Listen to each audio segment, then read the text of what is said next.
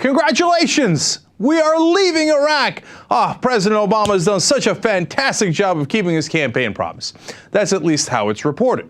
In fact, I was watching CNN as it happened, and they had this amazing ability to do a mind meld with conventional wisdom.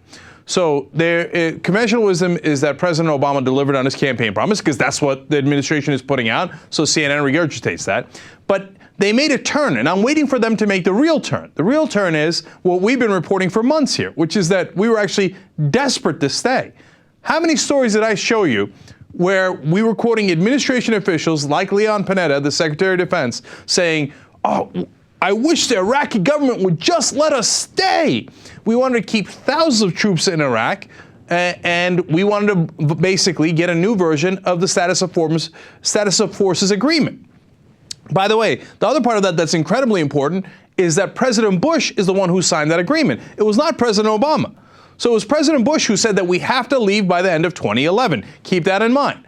So there's really nothing to take credit for here. So I thought that's the CNN was going to go in that direction and go say, hey, wait a minute. Now, to be fair, President Obama didn't want to leave Iraq. And in fact, he wanted to violate an agreement or make a new agreement of President Bush, who said we should leave by 2011. And it's fair to say that if a Republican was in office, they might want to stay longer. That's fair. You could report that. So what does CNN report instead? But when we leave, this could be great news for Iran. And here comes Iran, and we have to be really careful, and this is a problem in that sense.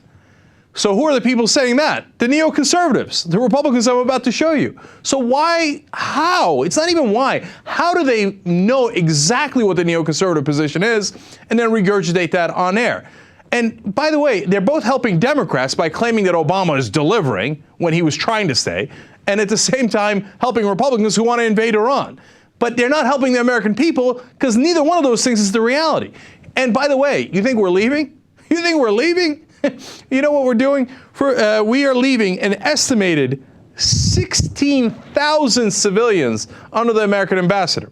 Now, some of those are diplomats, but a great majority of those are private contractors. So we're leaving only 150 troops, technically, to protect the embassy, which is perfectly reasonable. But we're leaving, these tens of thousands of contractors that were there in the first place. And by the way, why are we leaving?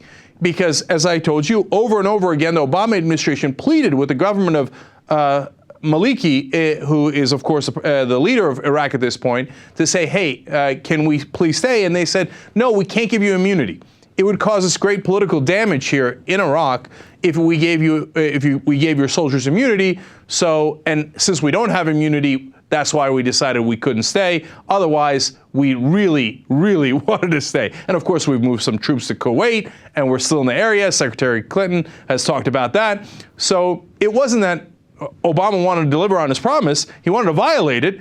It's just that the Iraqi government wouldn't let him. Now, actually, you could also say, hey, you know what? Credit to a somewhat functioning democracy that's been created there, that they actually wanted us to leave. So fair is fair. Now, how are the Republicans going to react to this? Well, here it comes. Of course. First, Lindsey Graham on Fox News. It was clear the Iraqis didn't want us there any longer. That is not clear. Well, why did Prime Minister Maliki put in this poison pill? There could be no legal immunity for our troops. I went to Iraq in May, urged the Iraqis to support a follow-on force.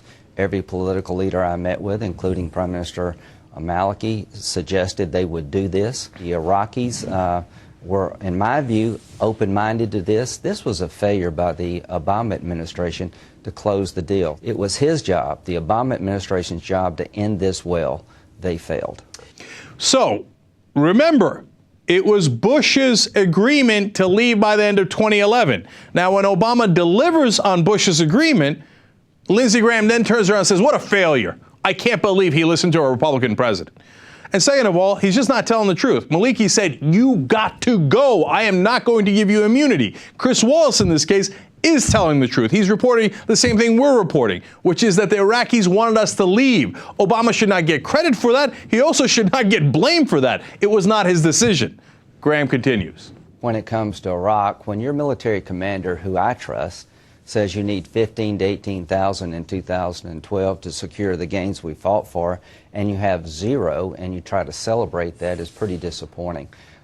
Israel has been thrown under the bus by this president. His standing in the state of Israel is very low. The Iranians don't fear us at all. They're trying to attack us here at home. So I would argue that Iraq and Afghanistan is being run out of Chicago, not Washington, in terms of decisions. Oh, yeah, of course, it's all politics. But when Lindsey Graham was telling us how brilliant George Bush was and all the agreements he signed in Iraq, that wasn't politics. But now Obama's trying to get reelected? Look, they pressure this guy to do the wrong thing. He tries his darndest to help them to do the wrong thing. But when he can't deliver on it, they blame him anyway. One more on Lindsey Graham.